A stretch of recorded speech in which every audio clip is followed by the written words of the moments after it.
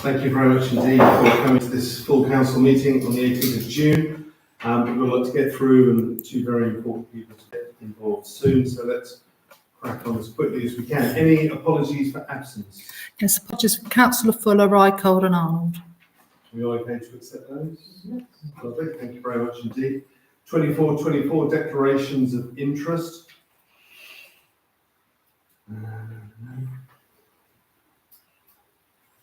I've got a free cup of coffee this week. just worth £50. No, it was very nice actually. It wasn't worth £50. If anything comes up at any point, please let us know, obviously. I've got the minutes of the last meeting here. The proposition is to approve and sign the minutes of the annual meeting of the Town Council from the 21st of May 2024. We've all had copies. Any queries or questions therein? No, I'm happy to propose that we approve them and I sign them. Anyone willing to second that? David gets in first. Are we all right to vote on that? Lovely. Thank you very much indeed.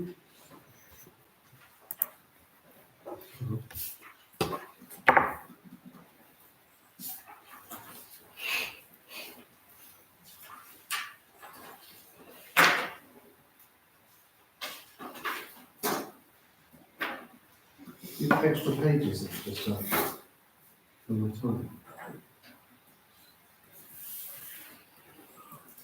Thank you very much. 24-26 to consider and approve co-option of a councillor to Wimble Town Council.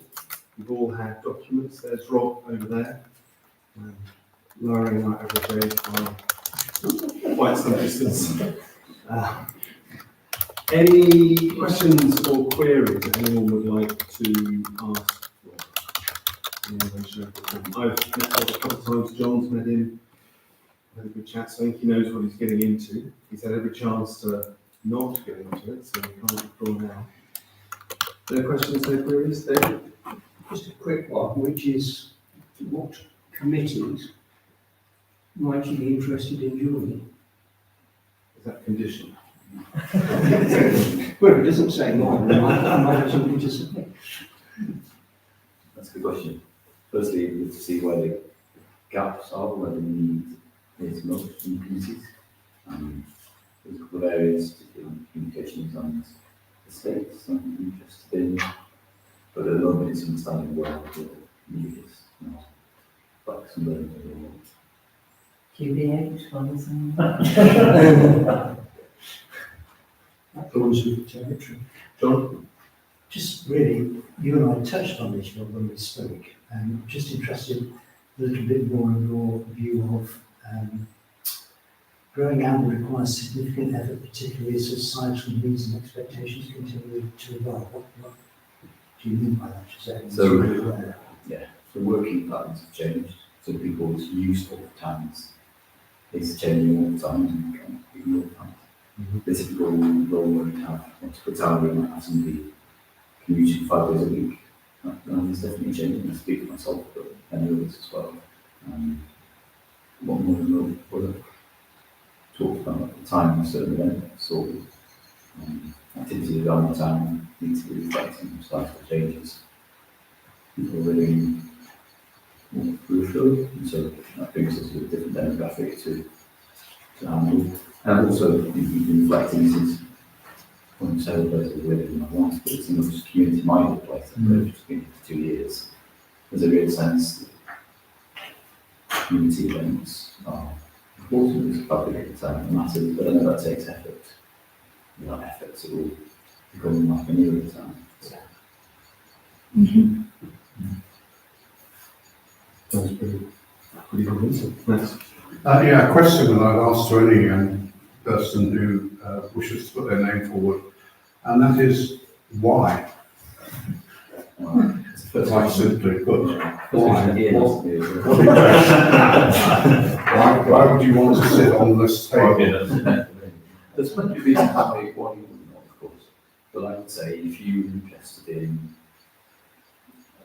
contributing to the place that you live and care about, then it's a good thing to do. We do value living here. We moved here for a reason. We got to do relevant and a nice place. And I don't want to be the person sitting on the sideline wishing something different if I wasn't involved in some way and giving back to that time. So that's why.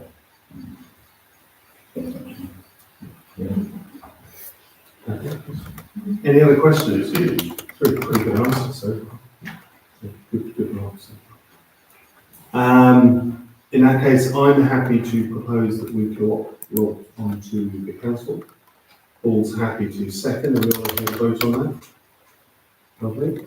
It's too late to go on now, it's been recorded. Thank you very much indeed. Congratulations. You can come and sit at our table. Congratulations. See. This is your declaration that's at the office. The figure you sign there now, and so I'll put your pen.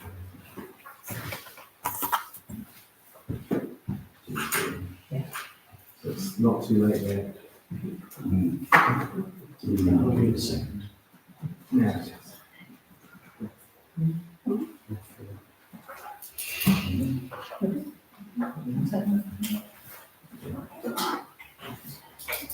That's it. That's it now. So you can now take part in all our discussions and conversations. Paul, do you know? Paul, Liz, Lita, Max, Jerry, David, John, myself, Emma. Jason's important, but he's in here briefly, so anyway. Yeah, you can't vote today. No. But you can take part in all conversations, ask questions, etc. So welcome, thank you very much for bringing your name forward. Thank you very much indeed. And 24-27, North Northampton Council, very grateful to Jason for coming down today. I think we suggested someone asking some questions, so we gave you some questions, and we've now got full and frank replies to everyone. They've come in today. I think most of you have a paper copy. I've put them up on the screen. I've emailed them around as well. Jason, over to you. Do you want to say anything in particular? Yeah, well, thank you, Ian. It's very kind of you to invite me here today to the club, and well done to all of you councillors here that keep Amble in such a lovely state. You know, the town council is just fantastic in making sure that everything out there looks brilliant. And you know, I stand here and pledge that I will do everything I can as your local ward member at NNC to help you to achieve that as well for the long-term future. As your chair has rightly said, you submitted me some questions which I have answered. Number 2 hasn't been answered as of yet. However, I'm happy to update you verbally on that one today, which is just simply if an incoming government comes in and changes the VAT modelling around school fees and so on for private schools, it's something that we are very aware of. Now, we won't actively look to do anything at the moment until that incoming government potentially comes in and makes the changes to ensure that to make this VAT part happen. If that does happen, probably our only course of action would be to introduce what we have as a backup plan in various other areas, bulge years. Now, a bulge year is we fund the school by X amount of pounds to take in extra pupils, and it's the only way that you can manage a situation like this. Sometimes we use bulge years where there's a big cohort of children coming into a particular year. There's a large housing development within the area, and all of a sudden you get influx of children. We put in a bulge year within that local school to manage that. If the local school can't handle it all, we then have to look to the next nearest school. So just want to reassure you that plans are in place. They're well-rehearsed plans if something like that happens. Brilliant. I hope that reassures you. Now, all your answers have been answered, all your questions have been answered. They're all sort of listed down there, but I'm happy to take any follow-ups or any general questions that you may wish to put to me, and I will do my best to answer them for you. Dave. Well, just going back to that rural education, I'm aware that in Kent, for example, the council there is receiving an extraordinary number of applications to register children into the state sector from parents currently in the private sector. Now, they may not all go, but I'm wondering whether you are actually seeing that yet here. No, it's not materialised in North Northamptonshire as of yet. I would suspect if there was an announcement after the general election that this policy is going to come forward, I would argue the fact if it does come forward, it's going to be a rather big bill on the educational and the Department for Education to manage these volunteers. And I would hope that incoming government may see sense and probably go back on that particular policy. But who knows, if they do, that's great. If they don't, we've got plans in place. Thank you. Lisa? On that same point, actually, given our, building that's going on around Elmsall, in particular Codstock Road, has that made it be a bulge currently, given that it's a lot of family housing, 150 odd houses, plus other sites around Elmsall? No, not really. There's capacity in the schools to deal with that. As children come in, children leave, they move out the area. I think Elmsall's quite a transitional area, and the villages in the old East Northampton district, people sort of come and go. So, you do lose some and gain some. So ultimately, we haven't had to do it yet. We've done it in Earthenborough. There was an influx in Earthenborough about 2 years ago at the Huxell Academy. And we also introduced some SEND placements in a bulge format. So actively trying to boost our SEND provision at North Northampton Council. As many of you would be aware that we had an inspection by CQC and with our partners' health, and wasn't particularly good. We knew it wasn't going to be good, but obviously the seeds have been sown, so we worked as hard as we could to get it into the best place that it could be. So we've now invested about 2.3 million into other schools, Kettering schools, Southfields for girls. Interestingly, it was quite interesting that we've done a SEND investment in a girls' school, because girls are very good at masking the signs of ADHD and various other issues that we see throughout young people as they're going through the school system. And so it's really good that we recognise that there is a need there for girls, and that's a girls' school, and that's had that provision. But there's been some other provisions, small provisions in other schools as well. Does that answer your question? Thanks. Any other questions or queries? David, raise another one. Question 6 is all about the Section 106 money. So, council, I don't know whether other councils share my frustration, but we don't ever seem to get consulted in advance about where we might think Section 106 money is needed and what it's needed for. Is there any chance that going forward, this council can become part of that process in a meaningful way? Yeah, so one of my frustrations is the lack of engagement on Section 106, engagement within the local communities. I'm a believer in localism, and I think there's no one better placed to tell us where that money needs to be spent than people around this table and local elected members. I think, that's an important part. So we recently engaged with PAS, which is the Planning Advisory Service, which is a peer review service for our planning team at Northamptonshire. And we've also had them back again on an updated visit. And part of that, I made strong representation about having Section 106 representation within the local communities for the reasons that I've said. So hopefully on the back of that, we should start to see, as we come through our planning transformation plan and our planning improvement board, which has been stood up just recently, we should start to see more details like that coming down to sort of grassroots councils, town councils that know what's going on their doorstep, know what the communities need, will probably better in touch with the community than the top tier authority. Thank you very much. Anything from anyone else? No? That's easy. Jason, your answers are very fulsome, obviously, so clearly. We'll try to keep them as full as possible. Yeah, no, Questions. There's no great. point in not trying to give the detail. And look, again, thank you for inviting me today. And if ever you do need me here for any reason, please, through your clerk and your chair, I'm happy to come along and sit down for the meeting and be grilled on anything that you want to grill me on. Excellent. There's one more question. Yeah. And the A605, obviously I read the information again about the heavy vehicles. What about the accident numbers? Because we know that there are regular accidents on the road. And obviously lots have got young children who are now unable to drive due to the cost of buses in the sixth form. And I just wondered, is there a plan to look at making that road safer? So all roads are constantly monitored for accidents, and there's various scores that we give roads. If there's a high influx of accidents on a particular road, it will get like red route status, and there will be measures put in place.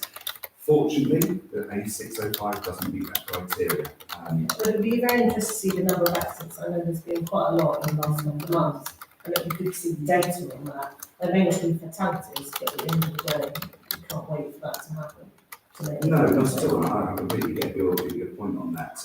But I'll get you the data on that and get it emailed around, and you guys can share that at a future meeting. Okay, thank you. One more. Yeah. Let's go to question 10. Question 10. Is there any progress on Butterstop Road, Meadows problem?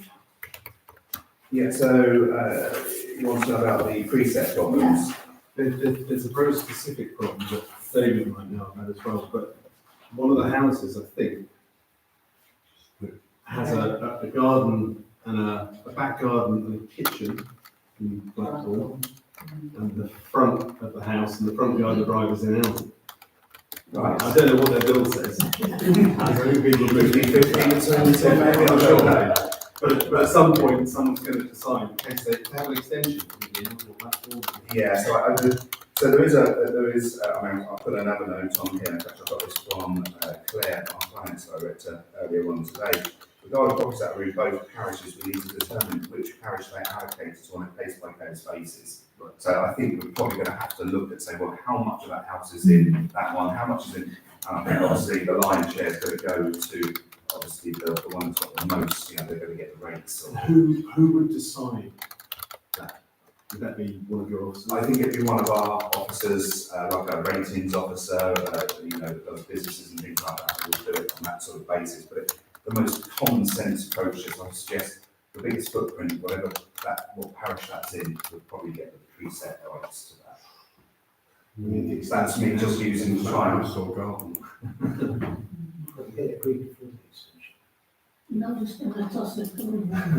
No, I don't think that would probably be a fair way. I think we just need to, I mean, if it comes as a 50-50 split, you know, there's 100 square foot there and 100 square foot there, it's got to be a coin, isn't it? I don't see there's any other option. But no one really wants to make that decision.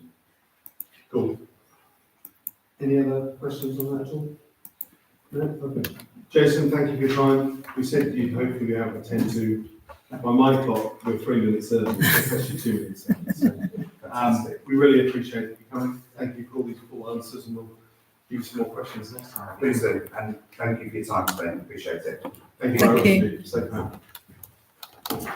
Right, 24-28, public participation from interested parties or members of the public. Nothing there. 24-29, consideration of requests for interested parties. Nothing there. 24-30, to receive the annual town meeting report. First of all, thanks to everyone that was there, took part, said everything up, spoke, etc., both in this room and outside. I had the joy of going to Rockingham Castle again last week and sitting with all the other mayors in the rain, talking about mayoral things. And they were sort of brag about chains and brag about this, that, and the other. But when I said that we had 100 to 120 at the annual town meeting, even the mayor of Brown, Rothwell, was good. They had 20, 18, 12, etc. So it was great. Anything about your report or anything that's in it, John? So I've got a question really. You were asked a lot of questions at the end, in the Q&A section. And it seems to me there are a number of those. For example, question 2 for questions, 2, 4, 8 and 9 seem to require follow-up action. Can they be added to March reports so that we don't lose sight of them? And run past committee account of ratepayers next year asking for updates, and we don't have them. So 2 is about the Greenway, 4 is about Thursday Market, 8 is about car parking, and 9 is about estates. Well, yeah. Yeah. We've got Thursday market on tonight, Yeah. on tonight's agenda. So we've got the others as well. If we haven't, I think we should put them on. Otherwise, I think the Greenway we have been Greenway. discussing that, haven't we? Yeah. Mhm. We don't know I what think- we need to do with that, and it Is that will going to be come, done? it will come to, well, it's going to come back to us, and when it does, it will come to them. I think quite a few of those are things that we do have when there's something to update on. We do have them on the agenda anyway. So is that something that we need to keep sight of, or is that something that we just leave and hope that we remember this when the car park question comes up again? Are we putting out something in the Yeah, advertiser? yeah. And then the states will refer to it, I'm sure, in the next few months, when we have some feedback on that. So I think they're all live issues. Mm. Yes, kind of follow up on that. I mean, in relation to questions 6 and 8, which are both to do with car parks, there's particular concern about what we're seeing as a lack of consultation over car parking policy, and I wonder whether we need to revisit that, particularly in relation to bringing in, I think a lot of people are concerned about bringing in a private company and what effect that may have, and I think we've got to manage expectations around that perhaps slightly better. That's all Yeah, I would no, say. that's fair. There's no private company involvement day to day on it. There seemed to be quite a bit of a murmur in the hall. Well, that's fine, that's fine. At the moment, nothing is actually going ahead. Mm. We just put things in place should we need to. If we were to negate the fact that as a council, we ask our transport working party to look at the issue of parking, then we and I can get our heads together. Yeah, no, absolutely. That seems fair. Right, thank you very much indeed. To receive an update on the food festival. Emma, is this from you? Just to say, we're near enough there. We're down on stalls this year. I think we had 73 last year, and this year we've got 50. We had got 53 this morning, but we've had a few drop out at the last minute. Yeah, I mean, obviously I did forward an email to yourself today about potential issue where some miscommunication had happened. So I don't know whether that's why we're down on a few of the stalls or what happened there. But also we were a little bit late getting everything out. So that may be why some people thought it perhaps wasn't happening. But it's like going forward, will we be running it next year or is that going to be going back to Creative Outdoor? Ideally, we would like to know sooner rather than later. Well, we made the decision to transfer it back to ourselves, and I didn't know that was I don't remember that being an annual discussion, but my recollection is that was a decision that was made. And unless... Well, it was just just finish that, unless Creative Outdoor come back, I don't see that changing. Well, in an email that I forwarded earlier today, it did make it seem like in 2025 they would be. So obviously what we want to know is if it's staying with us or if it's moving. We just need to know a bit earlier because starting in January doesn't always give us a huge amount of time. Well, Derek? Sorry, as trustees of Creative Outdoor, just slight conversations that we don't think, I mean, apart from nothing else, we don't think it really fits with the mandate that Creative Outdoor has. It's really an arts there. So I think trustees have decided it's not appropriate for us to remain. Okay. So I don't think there's any chance. So we'll assume we'll carry on with it until we hear otherwise. We should say absolutely, we are consulting the other trustees, but I don't think it's I think that's just a piece of correspondence or connections we take it back. And so as far as I'm concerned, if you want to bring it back to the council for confirmation of it, fine, I don't see the need. It's ours, so we can start that conversation as soon as.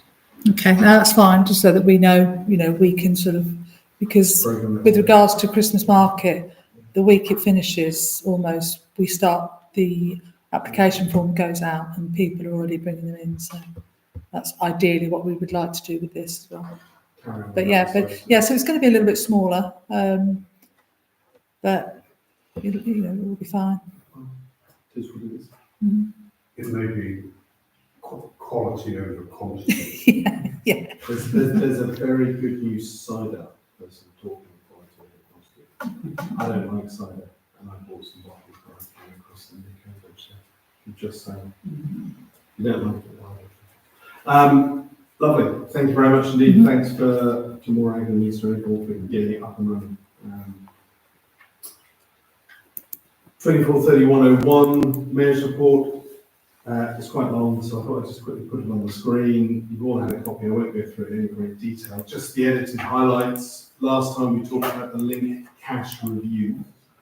I've gone through that process. It's remarkably quicker than I expected. They now expect it to take about 12 weeks to report back. I'm not expecting anything exciting will happen, but there we are. We talked about a lot, and they're going to do lots of things. Put all the information in there, I think. We talked about speeding and stuff at the, everything a bit wrong up there. Doesn't like something to me.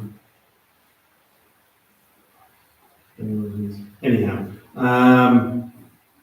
we mentioned the Greenway earlier. Transition Hour have now put a bid in to look at an old bit of paperwork. It was a 2018 study linking Oundle through to Warmington to link up with the Green Wheel and Peterborough side of stuff. And we got a letter of support in from the Estates Group last time. They put a bid in. Warmington seemed quite keen on the idea of it. But it's just a matter of working with NNC, who've now got an officer back in charge of it. The bit from here to Thrapston was very problematic last time, it won't be any less problematic, but it's a work in progress.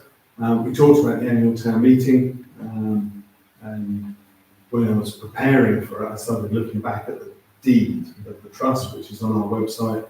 It's an interesting read, looking back at what we can't do. We can't make ammunition in it, we can't have a slaughterhouse in it, it's quite specific things we can't do.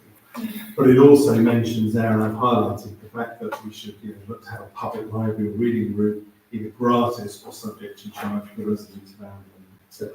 So maybe that's something talking about what we mentioned earlier that can help us refocus on where we are. Amps wine tasting didn't go as the mayor, but when I was there thinking about the number of businesses that are in town, Fairline, school, Amps, they're sort of classy operations in what they do, and whether we should show our faces a bit more to them. I started thinking about the idea of having a reception here and getting businesses together, particularly some of the ones that don't appear in town meetings like Waitrose and Fairline, etc. The OBA happened to have a meeting that needs the venue on the 5th of September. And one of the things I'd like to talk about a little bit is whether we can host it here and then have a conversation with some of those people about what we can do to help them and vice versa. I went to the Bowls Open Weekend, which was sort of exciting, but Bowls scares me still. They get shouted at for having the wrong shoes on. They're quite keen to challenge us. There's an event on the 2nd of July where we could play against the Business Association and the Bowls Club, but there's an estates meeting that night as well. So one option is we put a team out of non-estates members who go on bowl, and then the estates meeting joins. I'm happy to host drinks at my house nearby afterwards if that's a tempter, or we can organise a special event later on, and I'm happy to receive views on that as well. Meetings with prospective councillors, one of whom is here. And the NCAP letter came out about the same sort of time, pointing out that that's that there, 1 in 5 councils, only 1 in 5 councils had an election in 2021 in Northamptonshire, which seemed to be low. So it would be good if we could aim towards something more exciting there. And also this point about freedom of information seemed important, about keeping things on official communication channels. I went down to the VJ Day wreath laying ceremony, which was really well attended actually, and the fire engine did a great job blocking traffic. I thought we could maybe get our vans to help cajole around the side. They've got one for the 15th of August, sorry, not the VJ, but D-Day. They've got one for VJ on the 15th of August. And I thought, well, that's okay, I'll attend that as well. Important diary dates from the Business Association, who I saw down in Dexter's, August the 8th, they've got an event at AMPS, barbecue, etc. They're more than happy for every councillor to go and attend. So that's a nice night out, I think. But more importantly, the 5th of September, we might mention here. I think most of those are mentioned. Speediest QDH meeting already, we've mentioned. I've mentioned Rockingham Castle. One thing we were asked to bring back was this packet, and it's all about the stuff there. The Lord Lieutenant spoke about how we can use the lieutenancy to get the people in our community garden party invites, honours, but also King's Award for voluntary service and King's Award for enterprise. And all the paperwork's in here, which I'll give to you after this. And we can use their office to help find nominations, push through paperwork, etc., etc. It seemed a good thing that we should probably try and make use of if we think there's anything that's relevant. Last couple of points down here. I had a meeting this afternoon with members of the Business Association and Highways and Kia, who I met at a Kia meeting a couple of weeks ago, talking about various things from the transport report and costs and processing. Once they come back with some ideas, we'll put that on the agenda for the next meeting or the meeting after. And then just a couple of things that came out of my head, unfortunately. One is we talked at the last meeting about following reports through. Emma and I did a little trial of putting electronic links of reports onto the agenda, so you can click on it and all the reports are there, and then when we get sent status reports and so on, you can see all of those. We might need a bit of playing with and training with over the summer, but that seems an easy way forward. Something that was raised, the idea of now lots of us are standing on groups like the Fair Trade Group or whatever it happens to be, if we regularly just report back at these meetings what's been discussed, whether we should have some QBH meetings in QBH, whether we have some of these meetings in QBH, I don't know, but it's interesting being in there when we talk about some of that. I think because this is your council chamber, it's not as easy to have your town council meeting down there, No, but you can certainly have, pick another time for a It's QBH. just a good thing to focus on what we're talking about. I was going to say, would it be good to buy a dongle, which is what I'm using at the moment, but it's been interfered with tonight, so I'm not sure it's a good idea. And the last thing is the idea of a wish list. I don't want this to be a big issue tonight. I've put an online version of it here that people can add to or stick comments on, but it felt clear from talking to people at the annual town meeting that we've got relatively healthy reserves at the moment. We could use some of those reserves if we wanted to. I just came up with things that have been on my mind for a while, doing some nice things down at the REC, including a notice board, helping communications, the QBH stuff that we've talked about already, upgrading the electronic notice boards in the centre of town, the town centre stuff I was talking about today. I put there eye-watering, we're talking 100, 200, £700,000, so that's a lot of money. Solar panels and batteries on Fletton House that we'll talk about later. A land purchase for the old M25 of Oundle that some of you might remember was talked about in the neighbourhood plan. A cycle route from Bennefield Road round towards the top of Creve Road. If you bought a strip of land that you could then use for woodland burials and forests, it would be lovely, but I can't imagine it's going to be very cheap. And then the idea of wanting us simply to aspire. But I thought, if we had a set of projects that we thought were a good idea, or a set of projects that some people thought were good and some people were bad and got rid of them, then it might help us with us sort of looking ahead for the next 3 or 4 years. So that's why it's there. We don't need to talk about it tonight, but if in the next couple of weeks you have an idea, stick it on there, or email me and I'll stick it on there. Maybe in the next meeting or one after that, we can talk about it a bit more. Sorry to go on, but I hope that was relatively interesting. Any questions or queries there on? I like your one, a lot of interesting ideas.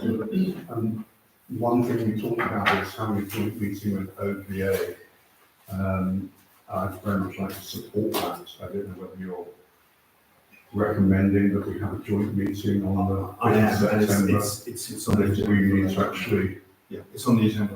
okay, sorry, No, for exactly that reason. Emma thought it was good to be informed that we should host it. I should look more closely at the agenda. Sorry, don't worry, I was about to answer, and I thought, oh no. 24/31/02 to receive the clerk's report. Emma, anything? I haven't got as much to say as you, unfortunately. Well, you're in conflict. Obviously, I haven't been as busy. You've been doing other things, I think. Yeah, don't worry about that. You've actually done the job. Yeah. The only thing I've written down there is the Amber Emergency Planning Exercise. Did we get any further with that? We haven't, no. But then we're sort of talking about it anyway. Can I know you didn't talk about this building, but my wife is the resilience coordinator for the whole of Cambridgeshire. So if I can get a diary date with yourself and any other council that wants to be involved with local resilience forum, so probably I don't know, or probably 3 or 4 of us just to get around there and listen to what Al has to say before she moves past you. Yeah, sounds like. I said that previously, her role basically is to bring she and St Ives tonight, talking to St Ives group about how the community actually manages and looks after the volunteer sector when in the event that there is an emergency of some description, that is anything from flood, plane dropping out the sky, and those sorts of things. It's separate from building the industry thing.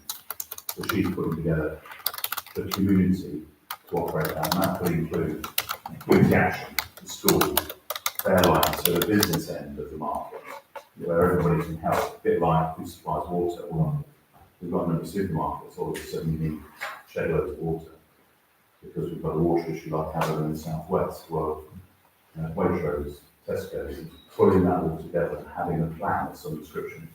And it's a rather big piece of work, an ongoing piece of work. So I wanted to make sure I got it right, and probably the right person to try and get a diary. Yeah, definitely. Everybody that Sounds like sits in the next couple of weeks, we'll break up some. The question I've got is on 23/166/04 citizens' advice. I have seen, I can't remember where, that we've got some questions. Yes. And we made a decision to keep CA here for a while, but there are next steps due on. We should Yeah, see what those it's are. still ongoing. Have you had a response? Yeah, at the moment, we have a citizens advice person comes once a week, and they come with the Trussell Trust. But they're only here to help them. So they're in the building downstairs, but they're not here as for what we want. So Morag's been trying to work with them both so that when they come, they can also be our citizen advice person. But I don't know, there's a lot of complication around it. And by all accounts, the Trussell Trust have said that they don't want to be involved with the collaboration. So we're now looking at, we have a citizens advice person coming, but then we're going to if, as you agreed, we will pay for another person to come on another day. It just seemed that as that person was here for this, they might, but So it's for clarification, the talks. Can I walk in and see the citizens advice person if I've made an appointment with the Trussell Trust? If only if the Trussell Trust are supporting you, Right. then you So can it's not speak to to them. anyone. No. So the conversation we had would say we were going to fund the citizen advice. For 3 months, Short yeah. period of time, 3 months. But in the meantime, we talked to other councils to see whether we could have some kind of really brief across all councils, because they work in terms of. Yeah, I did that as well, and quite a few of the other town councils. I didn't go to the parish councils because I just assumed that they wouldn't have that sort of funds. But Kettering, Corby, was it Higham? They've all given grants to the citizens' advice to have them come, into the town, not necessarily in a council building, but come to the town. So other councils have done that. There was no at that time, there wasn't any sort of interest in collaborating because they'd literally all just been doing it. So, So I guess the question then is, what happens at the end of 3 months? And rather than wait 3 months and then have a decision, whose responsibility is to come, do you think, to go back to the council with a proposal either not to continue the funding or to continue the funding and grant? well, I think it would be, we will sort of be monitoring, yeah, because obviously they'll be here. It'll be potentially be more than myself, but it will be very much if that we feel it's necessary, if they're getting lots of people coming in. Could the council have a report back in, say, July, so we know we're keeping on top of this rather than waiting until September? Yes, hopefully. I can't guarantee that it might be too late to Yeah. make a decision. I can't guarantee that it will have even started because it hasn't started at the moment. So we've not had somebody because obviously trying to get information back from them for a while, but then also the fact that we've got somebody coming in, Morag thought it would be helpful if we all worked together, and they've had a few meetings with that, but now the trust have said no this week. So I guess what I'd like to time certain by when we get some kind of feedback so we can make a call as well. well, we can now just put in place, right, we've got this funding, can you send somebody once a week? And then they've got to then find that person.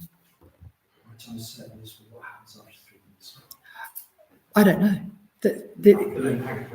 So I don't know. We need to see A, when it starts, B, what the interest Yeah. is, and then we can start making decisions. So once it starts, if you- I don't even know when when it's going to start. Once it actually does start, we can then start. Yeah, I mean, within the first month, maybe. I mean, obviously, I don't want anybody to come next week because we've got to be able to advertise it before they start. So what would be happening, you say, get a report by September? latest? Yeah, I think September. Yeah. And on the single, we had talked about adding to this as the investment account that was agreed 7 months ago and hasn't yet been opened, I don't think. I need to speak to Paul. Obviously, we've been really under the hammer with having to deal with accounting and end of year. I think a few months ago, we signed that final form. I just need to see what's happened with that. But for me, the idea of the branch report is to keep an eye on those kinds of things. So if we have the investment account to the outstanding items, it's like really Yeah, okay. Yeah. Cool, thank you. 243103, to approve a draft letter as part of the purchase of Flettonfield and consider the restrictions that NNC would like included. I'm sure we all had a lovely time going through Appendix A, B, C, D, E, F, G, H, I, J, etc. and the report and working out what this is. With what John considers. It was just... You know why you asked it.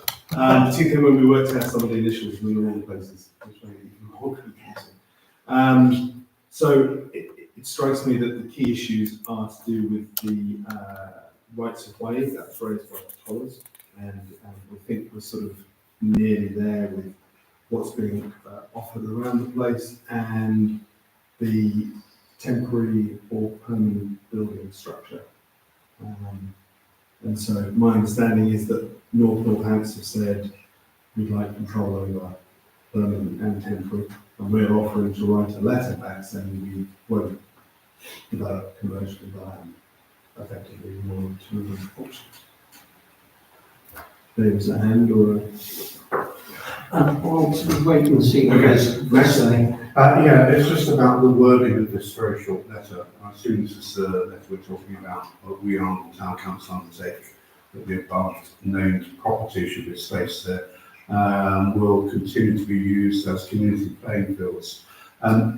My point is that in the councillors, the Northants councillors, question and answer document before, he specifically referred to open space / playing fields. I.e., their language is different from what's in this. So should we make that open space / community playing fields? So if we want to tie our hands to just being a playing field, because that was never the intention. I know, that's my point. Indeed, a playing field isn't really what we Yeah, that's good. took it on for. That's kind of So my point. I'm not really sure where that wording came from, but Yes, it isn't playing fields, is it? So What about just community open space? community open space. Community open space. I just wonder whether playing fields, because they mention, if you go back to his Q&A, in relation to, whatever it's called, the money granted, he specifically says open space / playing field. And if that's mentioned in the grant that's given to us, I wonder whether we should reflect that. But that may not be the formal idea. I don't know, it's a simple answer. But community open space sums up. Yeah, I'm happy with that. I just don't want us to think that we're having a football pitch there. Any other comments or queries? There's obviously, it's a mixed parcel of land. I've given the maps here to get my head around it. And there's uncertainties about access, but our solicitor seems to think that we have some sort of footpath access in one shape or form.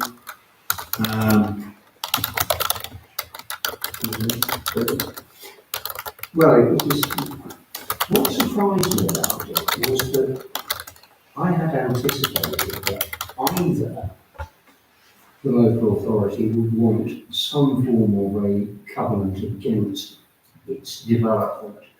And by development, I mean the residential, commercial development, to be there in perpetuity. Or perhaps, rather more likely, some form of overage clause, which basically means that we'd have to pay them a small fortune if we were to get planning permission and say that we get planning permission for a lot of the money that we pay for it, which isn't there. That's not what they've looked at. I entirely accept the point made by the solicitors that, given that they're divesting themselves of it, to tie our hand about what we can put on it seems unreasonable. And certainly I don't like the idea of being told we can't have a permanent or indeed a temporary structure. After all, what is a temporary structure? If you run a fate and put stalls on it, are they not some form of temporary structure? So I'm perfectly happy to say that we could agree to it being a community open space, and if we have to say that for a longer period of time, I don't think anybody would quibble. No. But tying our hands much beyond that, when the whole point of it is to acquire it as a community open space for this community for the foreseeable future, seems just completely wrong. Why can't we say in perpetuity? Why does it have, on 10 years, it's no time at all? Did they ask us to say 10 years? This is the exact wording Yeah. that they sent me. So this is what we've been asked to do.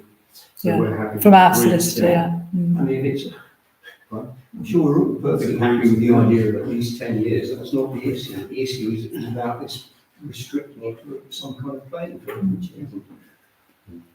So I don't think we need to worry about the not putting a permanent structure on there, because obviously to put a permanent structure on there, you'd need to have planning.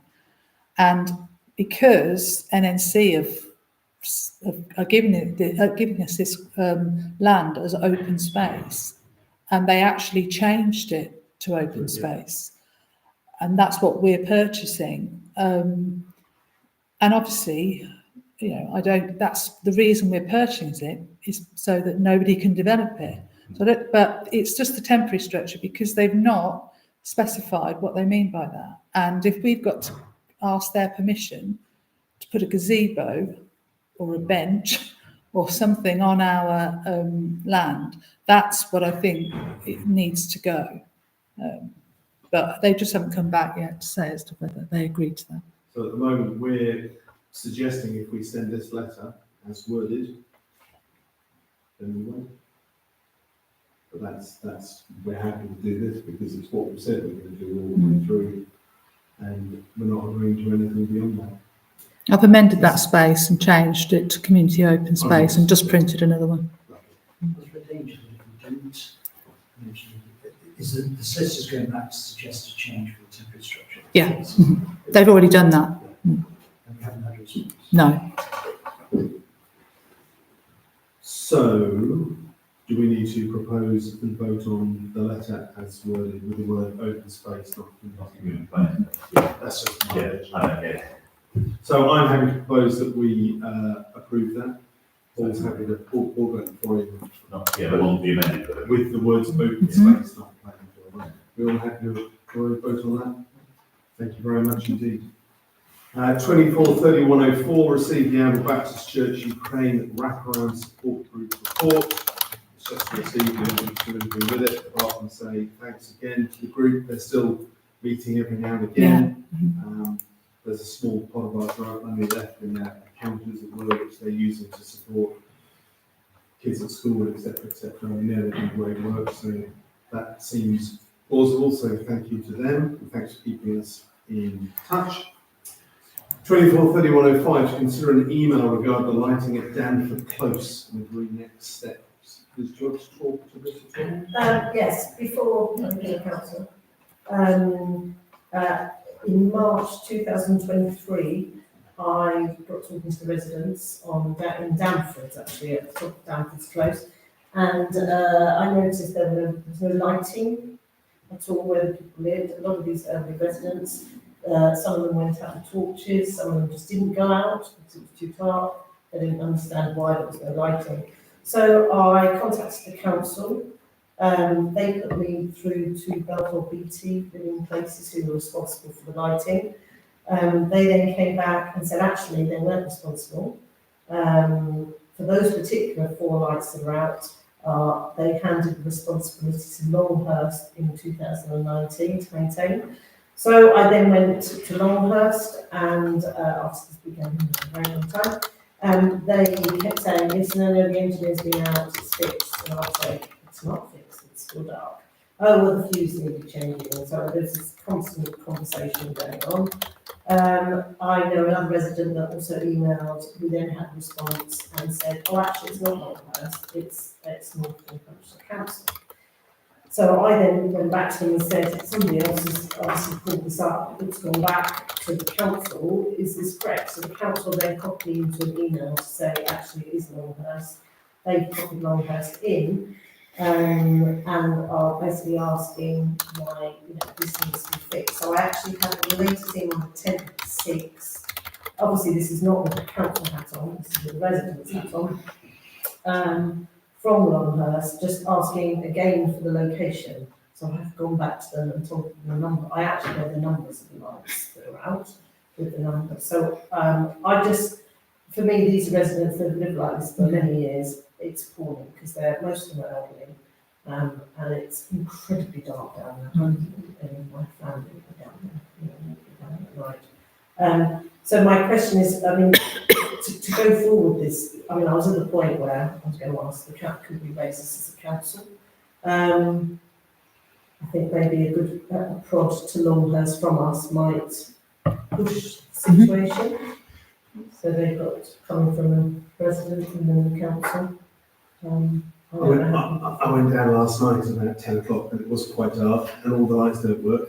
And it was really weird. I looked on the NNC interactive map, which I stuck on here, and they are down 1, 2, 3, 4. They're numbered as they are on the big 6, the big 3, the big 4, and all that. But they don't have the normal. Who does the NNC lighting? Balfour Beatty. Yeah, it doesn't have Balfour Beatty sticker. So I'm just wondering if there was confusion years ago. But they're down there. They do have a sticker on them saying these lights have been turned off to save energy by Northampton. But they do have they're still down as being Northampton on their own interactive map, which is weird. So the question is, what can we do as a council? We can write a letter. Can write an email. Good old letter. Yeah. No cameras, do we? It's quite dark. There's very little toad collection. I heard them last night. Yeah. I was speaking to someone just now who lives around the corner. Maybe toads or something. There's a great population apparently. It's worth walking down that dark for the lights go on and hearing it. It's I mean, they could even be on sensors, you know, you could go on the plan. If we write a letter, can we then put it on next month's agenda, and if they don't write a letter, maybe we start publicising the fact that ban whatever we can do beyond that. But I think it's certainly worth us trying something. Yeah, it'll be, I mean, I can still pursue it as a. Yeah. But Yeah, but I'll just, Now I'm obviously in conversation, I have a lot of people. Have you got a specific email address that we can use? I have a contact name. Oh, do you? Oh, that'd be, yeah. So I'll send it. Yeah. So do we need to vote on that? No, you've agreed, it's fine. We'll, Okay, thank you. Thank you very much indeed. 24/31/06 to receive a report of Thursday market and agree next steps. Basically, the sort of thing that was mentioned slightly at the annual town meeting. Is the market viable? Can we keep it going, etc., etc. We know Morex been doing a lot of work with other markets around, and the market group, Yeah, or whatever, have given us some really good advice and some good mentoring, which has been great. But at the same time, I was asked just come up for a came here about the market, the health of the market, cheese stalls, etc. And concern from traders keeps coming in. So I suppose the question is, what do we do about it? A lot of people value the market, but as I suppose I mentioned at the annual town meeting, and we've talked about tonight a little bit, the way the town operates is changing as well. So it struck me that in the next 6 months or more, it would probably work in our favour if we push, obviously, our support of the market. A couple of ideas sprang to mind. There's space for a stall in the farmers market in August. If we had a town council stall there, with our banners up and we stood next to it, talking to people, that would be good. And, you know, I'm relatively free in August, if we did that with a couple of Thursday markets as well, that would seem a good idea. And maybe talk to some of the traders, maybe with this idea of September the 5th in the back of my mind and bring them into the business community as well. Paul? Yeah, I think to add on to that, there's also some of the work that some of the sports clubs do, throw out a free space for a sports club a month, so they can promote what they're doing, certainly different months of the year.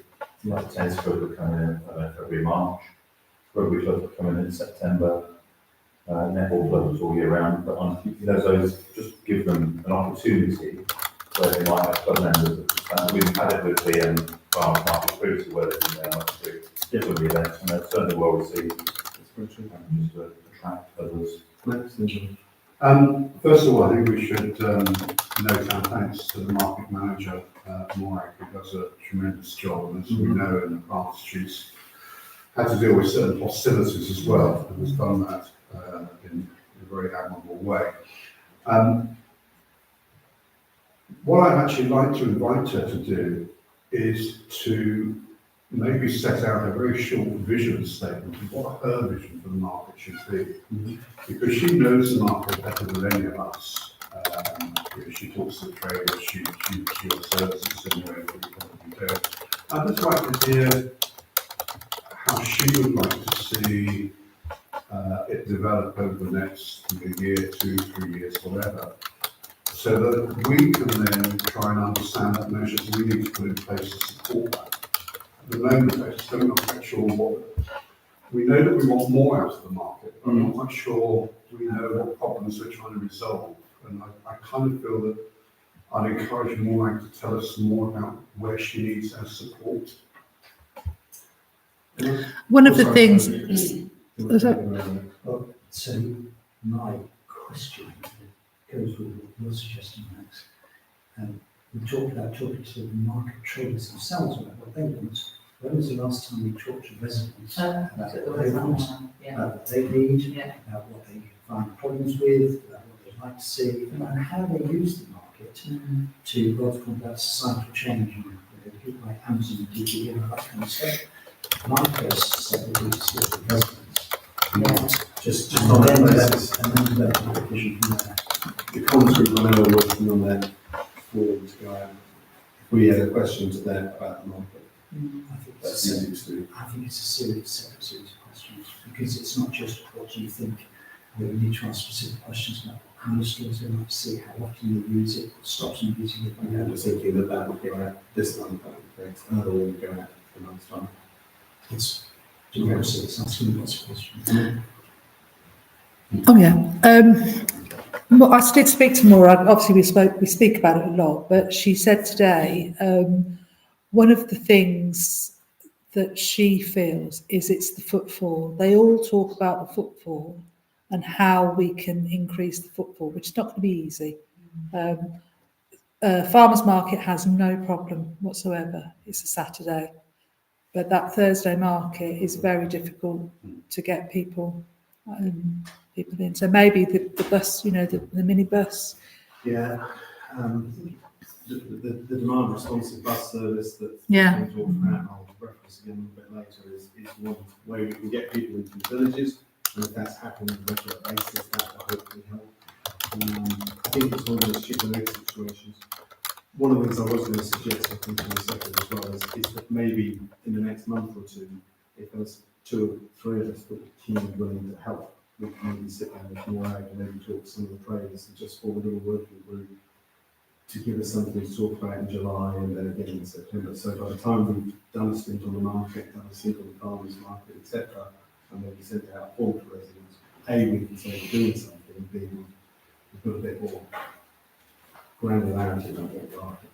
So for me, not just be sending forwards out, but talking to people who use the market on Saturday and Thursdays who've got direct access to people using even if not the workplace, of course, particularly the DRTV work. So I think more aim is also, well, my suggestion is we give Mike a lot. I quite like the urgency to help them.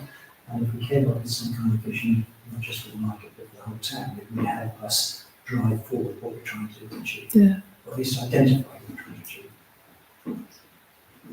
One of the things for me about Amble Market is a lot of it, I think, is the demographic in Amble, and that the people, the type of people that generally go to markets are by and large more mature people. And young people, they usually school or college on Thursday anyway, but it just strikes me that younger people don't really go to the kind of market we provide in Amble, fruit and veg. Even the clothes store is usually sort of older people's clothes, and then there's all sorts of housey bits, like, I don't know, cleaning cloths and things like that. Young people generally, it doesn't appeal to them, a lot of the stores that are there. So, yeah. So for me, it's a very small market as well. So for you to make the effort, petrol's expensive these days, come in, in your car, the hassle of parking, and for the limited amount of stores that are there, I just don't think there's that much to draw. And the other side of that, I think that Maura has found is that it's hard. There's not a bank of market traders out there that are desperate to It's really run difficult. markets. And that's why markets are Yeah. sinking everywhere. Yeah. Well, and the other thing is that things like banks, people providing, if you like, services that people would be wanting to make use of, don't exist anymore. Yeah. And that's why people came to markets. They came to do all of Lots this. of things at the same time. And it's, the world has changed. No, that's Yeah. I don't actually think that there's any future for markets. So I'd like to propose, if we need something definite, that we, if anyone's willing to sort of sit on a working group. So it's important that the viability is trying to increase footfall of a midweek market. And it's really important to speak to people who don't go to the market. People who do go, but that's not solving the problem. And that's why we're going to the farmers market saying, why do you go to the Thursday Well, market? if you look at the footfall, Saturday morning around Amble, full of people of working age who are not probably around in the girls. That's the issue. So I think there are people who would shop at the market, but there's some people not there to do so. I sometimes come often in London, so I can't. Saturday morning probably would do. So there's a whole demographic of young families who are going into the middle of town on Saturday morning who probably over. So I just wonder about the viability of continuing for the Thursday market. It's Yeah, it would have to be something that I suppose we considered in some way, but then I'm sure many of the traders would say they couldn't do it in their day. That was my next question. What was the feasibility of chip trading? I don't think we've legally got the right to change the day, actually. That's something That's sort of written in stone, isn't it, David? John? But for anything like this, for me, the first protocol is what to use if not, before you call the provider, so that the service first thing, but rather than debate it here until the ideas, I think we're going to that's the next step. And fairly quickly, it's probably the right thing to do. So what I'd like to propose is AAC, this, So the only thing I was going to say was the Stamford market, obviously Stamford's bigger, that has grown and that's become a lot more popular. So it would be good if there is a working group, there's a bit of a kind of, having a look, how has that become so successful? Obviously, it's always town. I went to Rockingham last year for exactly that, parallel, and the setup of the county is very different. The setup of sport, of bus services, bringing people to Uppingham and Oakham in particular, which are the sort of anchor towns of the entire county. The whole Rutlandshire runs around supporting those ideas. Now, we could try and replicate that, but it will take more work from us. So what I'd like to propose is, there are 2 or 3 of us that will be willing to sort of work in the next 6 weeks or so. I'm unfortunately busy the next couple of weeks, particularly on Thursday. But to try and work with Morag and meet some of the traders maybe, and also if a lot of us, as many as possible, could commit in August to a stint on the Thursday market or a stint on the farmers market, then at least we can say we've talked to users face to face in both groups, and we can maybe take July and August to come to a point where we think we've got a real hand in, and maybe out of that some organic solutions might come, which we can consider in September. Can we first something out social media wise then, in comms, that put that out on the Facebook group and whatever, and just say, look, your market, want people, want your views now, and we can follow up with the, we can understand coming forward to please tell us. Does that make sense? Is everyone sort of broadly happy with that approach? Is anyone willing to be a market working group type of thing? John? Absolutely. I'll come and stand on the 13 Yeah, great. Maybe we can work out a rota over this and do those Thursdays and Saturdays when we can. Thank you very much indeed all. And if Maura can just tell us what she wants us to do. 243107, consider a request from the NNC Resilience team to use Fletton House as an emergency hub. I think we've probably been here before. We offered it as an emergency hub. We don't have a shower, so we can't be a full-on whatever they want us to be. But the question's there, particularly with our resilience planning coming up. It seems like a bit of a no-brainer when they say yes, we will. Is everyone okay with that? Lovely, thank you very much. The only question we have was there was something with key holders. Do we have a key holder? Yeah, well, staff have all got keys, yeah. 243109. This is going to go one of 2 ways. It'll either relive the hour and a half we spent on it last week, or before we start. 243108. Thanks, John. So this is the suggestion I made earlier about having a business group here. OBA every month meet in one of their business member areas. It's amps or whatever it happens to be. And on September the 5th, just after I was thinking about this, they said they had a gap. So I thought, Philip Hampton normally provides glasses and wine, and maybe some food. They get together about 6, they sit down, they just have a chat. We could do that in the hub with ease, that'd be a nice venue for them, etc. And then if at about 7, we maybe came up here and said, right, here's what we're talking about, what can we do for you? That might be something that's quite useful. The Business Association is having its, I think it's 100th members joining it in August, which is pretty impressive. But they don't have some of the big businesses like Fairline, Waitrose, Co-op, etc. So it would be a good opportunity for them to invite, or us to invite those people in. So that might work as some synergy. And it might be something we can report back about what we've heard on the market, etc. So my first suggestion is we do it. My second suggestion is we sort of maybe talk about what we might want to put up there. How very, as you know, they're very informal and parts of the update. Most businesses give an update. So I don't need to change location. If we're going to use downstairs a glass or something, a few nibbles, then it's all done in that very informal basis. And in terms of who is invited, I think we leave them to do that because it's almost like we're hosting their meeting. If that makes sense. Yeah, no, that's absolutely. So let them say, if we throw in the have we thoughts of the meeting and say to the report. Yeah. The only reason to move up here would be to Okay. show some Right. pictures. We'll do So it all, we we can can make- do it all up here then. Do it all up here. Possibly, yeah. Well, let's talk to them and see what they'd like to do. But if we're happy with the principle of doing something on the 5th of September, it seems like an opportunity to get things. Lovely, thank you very much indeed. 243109 then. Put that one. Good. Financial regulations. Rob, you won't have seen the exciting emails about this. A new set of financial regulations have come out telling councils what they need to do. Every council from the smallest little parish to the biggest, I suppose, including lots in Wales. So we had to go through the regulations last time and just check what was different, check what was effective, etc. They come here for us to approve. I put out a plea by email over the weekend saying it took us a lot of time walking through them all.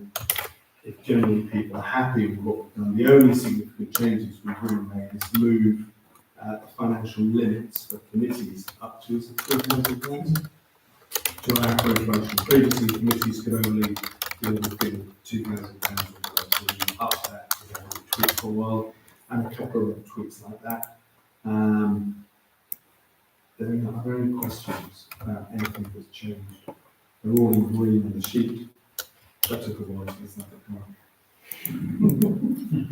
Green's a good choice. Well, if that's the case, I'm happy to propose that we approve the new financial regulations. If anyone wants to second it, John put it first. Are we all okay to vote on those? Lovely. Thank you very much indeed. Similarly, the standing orders, and the only significant changes, I think, are to reflect those changes in financial regulations and changing quorum to. Yeah, just to include that the quorum shouldn't be anything less than 3. Because there were some vagaries in one or two. I think one committee's got 6 members, so a quorum would be 2. And you can't have a quorum of 2. So, any questions or queries, John? I've got a number, I'm afraid. So if you look at 1M, rules of debate at meeting, the mover of an amendment has no right to reply at the end of debate on it. I don't really understand that, because if, for example, Ian put forward a proposal and I wanted to put forward an amendment to that proposal, and everybody can talk about it afterwards and come to a conclusion based on my initial summary, some of which may be wrong. You've seen it tonight, there may be misunderstanding about some things which have been said. So if I said, for example, we should change this word to that word, or change some element of it to this element of it, everybody else can discuss it, but I've got no right to reply. I don't get that. I don't It's understand. also not how we operate. It's not how we operate either. So for me, 1M should connect. We've already broken it today, if that's the case. Yes, I do. Or, There are set standing orders, and yes, we do dip in and out of things. We have done it tonight. We've not gone through the mayor. We've just sort of pitched in when we felt like it. So, to the letter, it should be to the mayor, and the mayor directs us how to do it. I've found that when I've been around this table, we try and be very open about how we operate and how we do our business. But the idea of that is to be able to shut that debate down. So otherwise, you could come back and go, I don't like it. I don't like that the amendment, but you put the amendment forward, so you must have been pretty confident that you were happy with your amendment. And then that gets debated, put to the floor first. If that amendment falls, then it goes to the original amendment, and David will correct me if that's wrong. But that's how I view why probably 1M is there. You don't get a right to reply because you've tabled an amendment you felt happy with. I get that, but otherwise you could be in a position where you are debating something time and time again. Just as a point of order, we wouldn't actually do what we're now doing because it's a breach of the standing order. Because actually the rules in the standing order say we publish them. and then you debate it the following month. Hmm. So actually, I would say that arguably this discussion is premature. Well, yeah, but they were tabled last month. That's why we're standing orders. They were tabled last month. But they weren't approved due to the financial regulations. So if they've changed, arguably, there's a case for saying we should postpone it again. Thanks. Yeah, I'm trying to remember the phrase from Pirates of the Caribbean about laws and guidelines, but let's not worry about it. The point is that it's how we interpret these that matters. And in that sense, so let's take the issue that, again, I agree with John on this about the right of no reply. It actually says there's no right of reply. That doesn't mean that one can't be granted. Yeah. For me, it's too restrictive, and means the chair has got the right, if he disagrees with a motion, for example, the amendment to shut down the debate to her. And so I think it's giving too much power to the chair. I think Paul's reference earlier about the sort of informality of how we have to operate, given what we're talking about, and everything else is important. And therefore, having these as standing orders is fair enough, but they'll only be, I don't know of any time they've been voted. So I've been on the council since 1986. And at no time during that period has anybody ever used these standing orders to restrict debate. I mean, they're there as a fallback position if a councillor is abusing the Yeah. system. But the reality is, we don't abuse the system, it works. So, whilst I understand the point that Councillor Wade makes, we may be getting this slightly out of perspective, given the fact that it's not actually ever been an issue in the better part of 40 years. Just two comments on that. One is, if it's a movement amendment has a right to reply, it's one, not multiple. But for me, the rules are only there in the event of failure. And in the event of failure, that seems to me to be too restrictive on the rule of the amendment. So if everybody else wants to move on, everyone else is fine with the rules, because we'll break them if we need to, or when it's right in there. I'm not sure we're breaking the rule if we need to, but I think we will only necessarily apply it when we need to. Next one then, 3M. This just doesn't make sense at all. The person present at the meeting may not provide an oral report or oral commentary about a meeting as it takes place without permission. What does that mean? So I'm present at this meeting, or I've been present at QBH meeting. Let's not talk about that, because that's a different one. Let's see, if I went to a meeting with Emma, I may not provide an oral report about the meeting as it takes place without permission. Is that it? Well, that's if it's not on the agenda, you can't. You have no, you've got to have permission to be able to talk about it. The way it reads is about the meeting as it.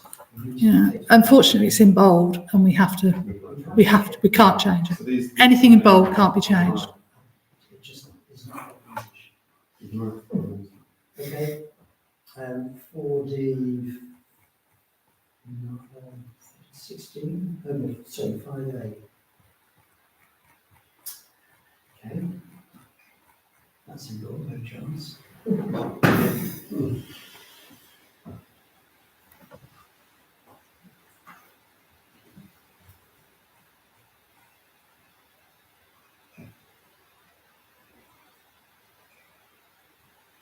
Okay. These are all worded. So I think that makes sense. It is worded in a very strange way. And because some of it is so old, but it is what it is. So with that in mind, I'm happy to propose that we approve the standing orders. Paul's seconded, we all okay to vote on that? Lovely, thank you very much indeed. Have you abstained? And then 23/31/11 to approve the complaints procedure. I've written down here the clerk. I think there's one the clerk that isn't a capital T or capital C, and it is elsewhere. I can't remember what it is. I'll change that. And at the moment, it's like the complaints committee is the mayor, deputy mayor, and verification. So any questions or queries therein? No, lovely. I'm happy to propose that we approve the complaints procedure. Is anyone willing to second it? Vale. Everyone okay to vote on that? Lovely, thank you very much indeed. 243101 to approve the bank reconciliation balance sheet and budget for May. Some money in the bank, more money in the savings account. Any questions or queries about any of those?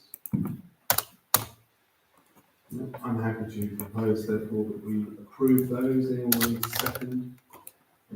Jerry, thank you very much. All okay to vote on that? Lovely, thank you very much. Payments for May 2024, the schedule for payments for May 24 is presented. The items are paid and all related documentation and checks are signed.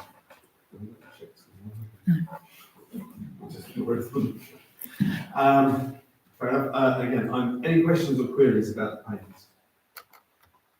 No, lovely. I'm happy to propose that we make those payments. Are we all willing to second them? Paul gets in. Are we all okay to vote on that? Lovely. Thank you. 243203 to receive the Finance and General Purpose Committee meetings, meeting minutes. For the meeting the 11th of June, it was all regulations and discussions of the grant, which is coming up in a minute, and the hypothetical situation of another individual claiming for the grant. Any questions about any of that? Jake? Just an observation really, that I think the minutes, when I read the words that relate to the grant we're about to talk about, I think you said a bit more than that. I think what we said was that I'm coming straight with the next point, so maybe I should save my point until we get to the next point. But I think the point we made was that it's extremely important that we do support first responders, but if we're going to expect it to on a long-term basis, it's something we need to build into our expectations rather than it being a grant application every year. I watched the video just the other day. You actually said put it in the budget. Well, I didn't say put in the budget, I said I'd rather not put in the budget, but No, if we're in a position where no one else is going to pick up the bill, and we feel that we have to support it, then we ought to recognise that, not rather than putting it right. So I think I'm right in saying those minutes haven't been approved, but No, they're draft, but does it, I don't know, because it's very difficult to word that, because if you're saying you don't want to put it in the budget, then what putting that we may think about it is almost saying that you'll put it in. So I'm just thinking it, when you say it may not be something that we will do each year, it sort of leaves it open for us to decide in future years what we do about it. So those are the items of concern. Should we move on to the next item, because we can't approve or change those minutes anyhow? 243204 to approve the first responder grant application as recommended by the F&GP. This is this grant of £3,000. It's in essence to help fund their ambulance thing. And the only point I think Jerry is referring to, which is on the video, you can watch an hour and a half of financial regulation. But I can tell you where the good bits are. Is that we've helped them in the past with a small grant vehicle. Their basic point is their income streams are tighter than they might have hoped. The lease payments keep coming in month after month, and they're asking us to help with, I suppose, the rest of the payment on this. I think the only conversation we had, which is one we might want to keep in mind, is that if this were to become a regular event that the first responder needs our help, then we would consider something. But at the moment, we have a one-off application for a grant. We were looking to approve it last week, and then we suddenly realised that until the financial regulations were approved tonight, we couldn't approve a grant of £3,000. So we're bringing it to you tonight, hoping that you'll approve it for £3,000. It's a great cause. They do superb work. They obviously are a very visible thing in the town, but with the caveat that this is not a regular event. I think what we all thought it was worth doing. In fact, if the grant application had come next month, we would approve it. Yeah. So I'm happy to propose that we do approve the grant of £3,000 for first responders. And we're willing to second it. John, probably just first. All okay with that, please? Thank you very much indeed. 243205 to approve the renewal of the annual subscription of the Institute of Cemetery and Crematorium Management. We started this last year, I think, for the first time. It's been helpful and it's been useful. You know, it's a serious matter. We've dug deep into them already, and it's 100 and something pounds. Yeah. Actually. I didn't. It's just natural confidence. It's 100 and something pounds, and we must have used £100 tenfold last year. So again, I think it's a no-brainer, really. I'm happy to propose it. If anyone's willing to second it. David is. Are we all okay to vote to approve that? Thank you very much.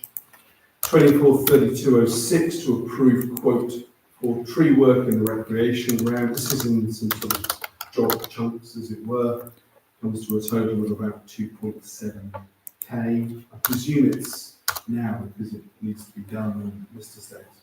The budget is 7,500, so it's a chunk of our budget, but trees are trees and we're doing, and some of it is over the skate park thing, which Dave Van Child we just suggested. spent £3,000 repairing because the overhanging leaves caused panic, so it seems a no-brainer to do that. So, any questions or queries about tree work? Again, I'm happy to propose it. If anyone's willing to second it. Paul's willing to second it. All okay on that? Lovely, thank you very much. 2433 highways matters to approve, receive speed indicator device report.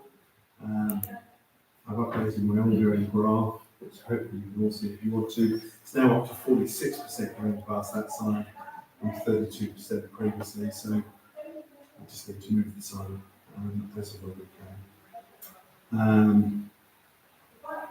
When we were talking to the police at the annual town meeting, they were interested to get this data, and it's now clocking up. It's about 100,000 vehicles every month on and off, so it's building up to quite a significant amount of data, which I think others can use at some point. Yeah, reference bridge. We also noticed the Black Vectra, or whatever it was, Cavalier's Malta. I think it was related to a boat that was on the river, but I didn't know. There's no restrictions on the bridge, but I didn't know whether it was a designated clearway. I didn't know where it's working. It's just parking. Yeah, that park.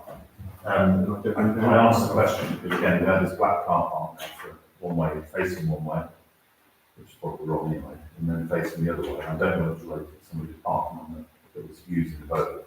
It's gone now. But then I saw another one the other day, and I didn't know whether we had the bridge is actually a clear way. I didn't know whether we could Don't find know. that out. I don't think there's any markings or anything like that, so I imagine not. Okay. You can ask Highways, but I think they'll. Is that an interactive map? I don't know. The council and traffic now. Yes, well, that was it. If I'm bored on Thursday, I'll have one. I probably do. 243302 to receive a letter from a resident regarding heavy vehicles in North Street. This is an ongoing issue. They get mentioned in it because I've been to talk to them a few times. When I was with the Kia and the highways people say some of the buses went through and the point was made that there is a lot of vibration. The request here is what can we do to help the cause? David? I suppose I should have declared an interest in the sense that my daughter lives at room 47 Mill Street. She's I sit in her front room, I hear the traffic rumble by. It's distinctive, and I think it's, you have to be in the building to hear it probably, because you're effectively under the road slightly. I know this resident has been in touch with highways, they've had highways officers out, they've had all sorts of people from NNC. But it feels like it's nothing we can't just ignore it. But I'm not sure what we can do, we can write more letters. It's good to talk to. It's a main trunk road, isn't it? It is unfortunate. And that's the difficulty. And if we talk about Rogers coaches, Lawson's coaches, we've got to talk about Dews and all the other ones that we use at school. And the alternative is they all get told to go all the way down to the far, as I say, the South Road Bridge, over there and in that way. But then that could have other big issues around what time kids are going to be picked up for school, if they're going to school and the like. And I get the reasons, you know, we kind of look for have given access to our car park, obviously town's car park, but to do that, because it does help them in terms of the buses are not then on the roads again, going backwards and forwards down the main roads. And I know they use the riverside as well as a footfall, and they park over the bridge near Barnwell. But it's one of those things where we've got children that have to come up being bused, and whether the increase in size of the Weldon school might diminish the buses, possibly, even though they're not up to capacity yet. And then obviously there'll be another school over towards Corby. He does mention in here the Herne Road. Yeah, well, we've said that time and time again about. I mentioned the highways again today about it. We know it's an ideal solution to a bigger problem. All the schools are supposed to have traffic plans. So when it talks about groups of buses going at the same time, I mean, I've seen that because it's the road I use. There can be some pressure put on them to have in their traffic management plan in the school buses certain things that they may and may not do. So it could be the head of the school would be certainly involved. And I would think the police. And it's certainly worth it because it may be renewing the one that they have got, in inverted commas, at the moment. So that's the best we can manage, I think. He does ask us to flag up the local traffic police speed. Is it worth us just raising that with them? So I just ask, obviously it's 13 miles an hour through there, isn't it? So in Marketplace it's 20. So is that something else, if speed were to be reduced, if there were pressure, because obviously they're very historic houses too, and I just think the vibration don't have those roofs. One of the issues we've raised before is speed, but also the road surface, which if you ever walk up there is pitted and potted and lined and everything's something. I know from the side of his correspondence last year, I think, with highways, they said that it wasn't bad enough for resurfacing. Is there another letter? Sorry? Is another letter, is that the best we can do, I suppose, or? What a letter, yeah, I mean, but I'm not quite sure what I'm going to put in it, Yeah. because we haven't really, That article might be worth raising with the heads of the schools to see if they've got anything, even if it serves as a reminder. Well, I think I listened to the head of the school asking about the current traffic plan. Let's see if they do have one. Because it's, it just could be down to the operators not quite keeping to the rules. Okay.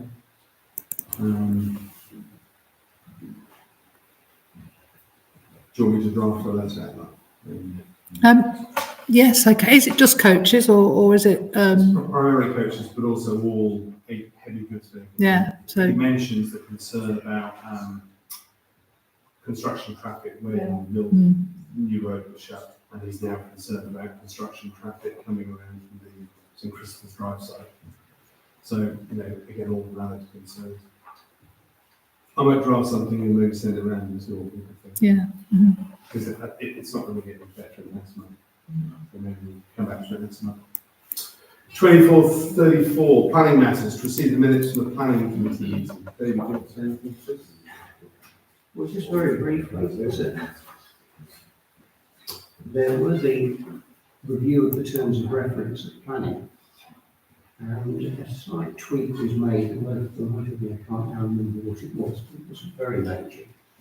And it was supposed to go on the agenda tonight, but I think somewhere between Lisa and Henry it didn't happen because I hadn't noticed until literally this evening. I looked at the agenda and thought, it says in the minutes it will be on this this agenda and it isn't, so presumably we'll have to put it on the next one. Okay. That's a list of interesting questions. One, leave it there. Okay. Any questions at all?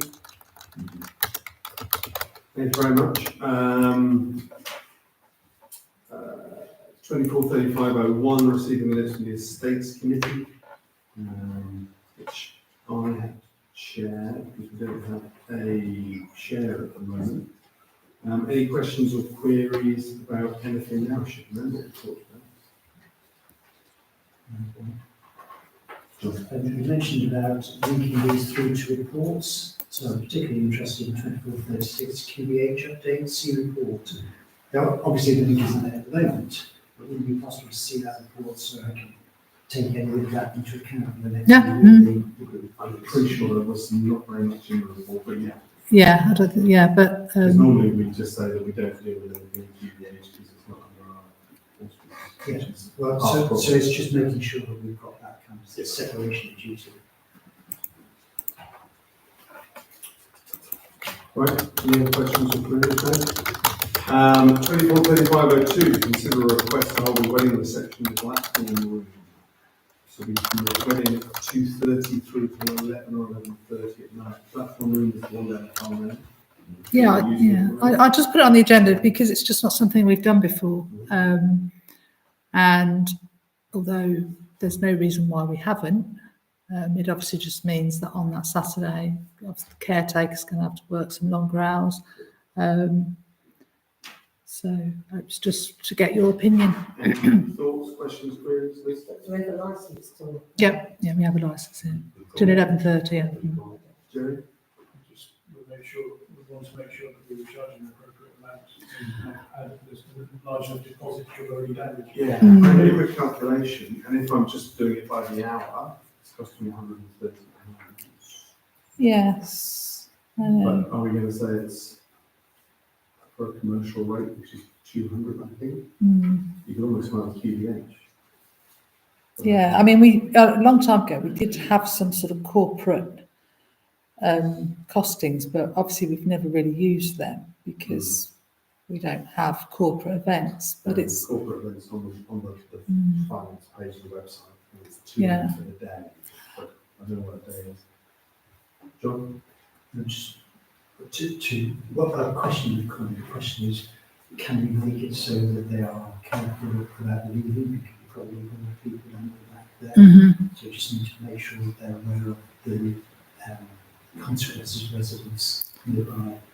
So I don't know if it's a council decision, I think it's a new decision, isn't it? And I'd be supportive of it. Yeah. But I don't know how many of these council decisions My are only- brought here. Yeah, my only worry is this building. I mean, obviously, this room wouldn't be locked. So although we can say, because it doesn't have a lock on it, though we can say you can't come in here at 10 o'clock at night when you've got a wedding going on and you've got kids running around and you've got people, I'm not quite sure if we could sort of separate it, it might work. But there's a lot of places in this building. I mean, could they be then running into the dance studio because that's not got a lock on it? Yeah. And mine was, numbers. Is there an app in there? No, I mean it's not until I don't know. Yeah, but this all we've been asked is as to whether they can hire So it. I think we'd have to consider the numbers. Yeah. Type of wedding. And the other thing was, are they locals? Are they people from London? I don't know. Because that's the other thing, it'd be quite nice if it was, that we didn't go the full commercial rate, because we're supporting local communities, and have you offered the QBH? No, that I just thought we'd ask here first because it's a new thing. We've not, and get your opinion on it. Because obviously I wouldn't want to go ahead and say, yes, I've got a few reservations because of the nature of the building. Which is when QBH is better set up. Yeah. Yeah, my thoughts would be about maybe noise pollution with residents. Yeah. Usually a wedding, lots of drink, music gets turned loud. I don't know how soundproof the building is. So that's just something to consider, I think. No, I agree with Chris. I'm not opposed to it in principle, but I agree about the noise pollution and also numbers because there's health and safety issues there. But I partly want to go back to costing and how we cost it because I think it's partly because of Emma's concern. Are we actually going to incur additional costs because we would need somebody to come and formally lock up, make sure that there aren't any wedding guests, shall we say, not stranded in parts of the building, etc., and the whole thing is secure. So it's really about the additional costs that we may incur in renting it out. Well, I'm all for it. Surprise you ever a bit. Because, you know, over the time that we've had this building, that has been the whole drive, was to use as many rooms as possible. Not only make the building available, but make money out of it. So I think that if we could work out the costings and the logistics of it and see it, all these drapes around the windows are for weddings. Yeah, that's for the ceremony, but this is using another room for a And there hasn't party. been any worry about rooms being locked when this has been used for a wedding, Yeah, I has there? think a wedding in the disco. Yeah, Yeah. hang on, just because I'm speaking. Sorry. I think it's worth looking at it seriously to see if we could actually maximise the use of the rooms. On my matter, do we have enough toilet facilities? If there's quite a big group, you know, there's one loo there, one there. Yeah, I know. I mean, there's, You know, what about yeah. male and female? You know, I don't know what the facilities are. So it depends how many people are there, I suppose, attending, that kind of thing. My recollection is that when we were thinking about acquiring this building, one of the things that we actually thought about was not only having a room where weddings could be celebrated, but that it could actually go on to be a reception facility. So I agree with that. I think we should certainly be exploring it. But, you know, there's some very valid issues being raised about noise, about the adequacy of the building, and about security issues. They may turn out to be insuperable, but I think we should certainly look at it. And the cleaning up afterwards as well. Yeah. Quite a mess. Who pays for that? Mine relates to, so the ceremonies here, Yeah. and whole event.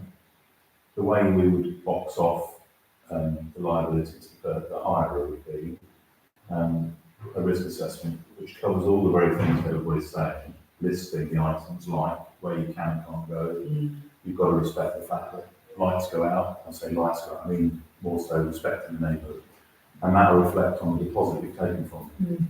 So if we take a good sized deposit from them in the first place, they're going to get charged a set fee, they'll get the deposit back if they fulfil the relevant requirements that we've asked for use of the building, which is probably similar to what we do in relation to QBN. Yeah, yeah. That's the way I would manage it. And then that gives the caretaker some leeway if all of a sudden there's red wine all over the floor or whatever else. I'm sorry, you lose your 500 quid deposit. Yeah. You know, you buy into using and respecting our building. And that's the way you have to do it these days. I'm just aware of time ticking on before 9:30. Is that enough? Yeah, I mean, my worry is areas that we don't lock and what happens to So that's them. what goes in your document. Yeah, but if somebody's destroyed the dance studio floor, that's not £250 deposit's not going to cover I that. think it's worth going back to them and raising our concerns about that. Yeah. And maybe seeing, because they might think prohibitive deposits against it, and the QBH can say it's better. Yeah. And then maybe see how they go. So Okay. start a conversation with them. 243503 to review item 239403 from October 2023. This is why I was looking at YouTube videos recently. It's been called to my attention that we, in the meeting very late at night when we were considering the containers, approved the idea of getting quotes for solar panels on this building. The only thing we didn't agree was who was going to do it and what they were going to do. I watched the video back and we all went, no, it's 10 o'clock at night, and then we said, we haven't done it. My understanding was Transition Out were doing it. Transition Out's understanding is very much that we were doing it, and I think it's fallen between two stools. Position that I have done it, but that must be passed to the council. Sorry, when? We donate those to the council staff. I don't know whether those people should have them. Okay. Absolutely. But the thing is, those quotes are never come to us. Well, I'm sure it was right, Well- But the point is that, there's no point, there's no point trying to shadow it in the quotes, we need quotes, we know. So I've been in touch with Transition Amble. I forgot the people who gave the quotes, and all I'm asking for is, are you happy for me to go back to those people and say, can we update the quotes, please? The only thing that they might want guidance from is, we've basically got a big roof. We could spend a lot of money, or we could spend a bit of money. So the quotes went up to about 35,000 for lots of roof with a battery from one of the suppliers.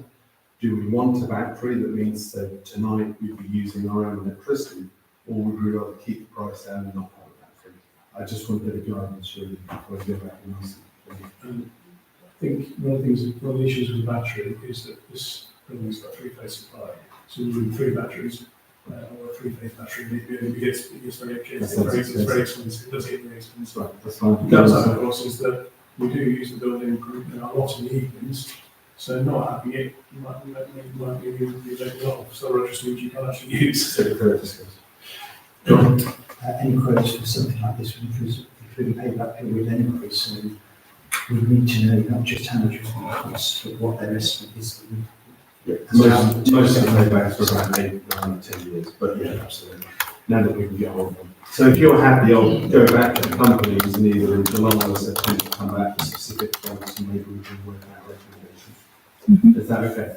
I just wanted to revisit it because we did agree. Right, I shall take that on. 243601 received a draft Amble Advertiser article. As ever, thanks to Rebecca and gone through with John for making that work. Any questions or queries on it? No? Lovely, thank you very What much. was that picture of you taken? That, I was really happy. I think I was quite cold. 2437. Any relevant matters to report only? There's one more item we need to get to in closed session. Anything at all? John? David? Jane? Lisa? No, just NatWest. You want to do an update on that? Very quick. But basically, I don't know if you noticed, the NatWest window was replaced yesterday. After a took around and we managed to contact NatWest and I sent photos. Replaced it. I think going forward it would be good to think about what can we do now, because it still looks scruffy. Do they own it? Because I thought we didn't own it. Oh, I know who owns it, and that, I know the freeholders, but it was NatWest still other leaseholders, and they are the lease, they paid for a year, the freeholders paid for 2 years, so I'm not quite sure. So, thank you, Liz, for your detective work, and obviously to use you as a sleuth whenever we need to. So that's good news. Thank you for that. Paul? Rob, anything you wanted to bring in? No? The only thing from me, we referenced it slightly earlier, we've had the NNC bus route idea, which Danny mentioned at the annual town meeting. The guy, Tom Minibus, who's doing our present trial at the moment, has been in touch saying he would like to propose some similar routes in September to us and other villages nearby, including Barnwell and Warmington. It seems like the most sensible thing is for us to meet with him. We don't want to be annoying NNC, but if we can get another different demand responsive system that links up with other villages in some way, shape or form, it was stupid for us not to. I've also met Aaron Fapson last week, and he's just emailed me today saying that they'd like to talk and get involved as well, because it might help them get involved. So we'll probably suggest they have a meeting with our at some point. So that's really just for it's not, we're not involved, we're just helping them. Okay, so last issue. Please note, in view of the special confidential nature of the business about to be transacted, it's advised on the public interest that the public be temporarily excluded and they are instructed to withdraw. We have no problem in the room. You proposed it. I'm about to propose it. Anyone willing to second it? Anyone willing to vote on it? Lovely. Thank you very much indeed. Let me turn off the recording. Paul.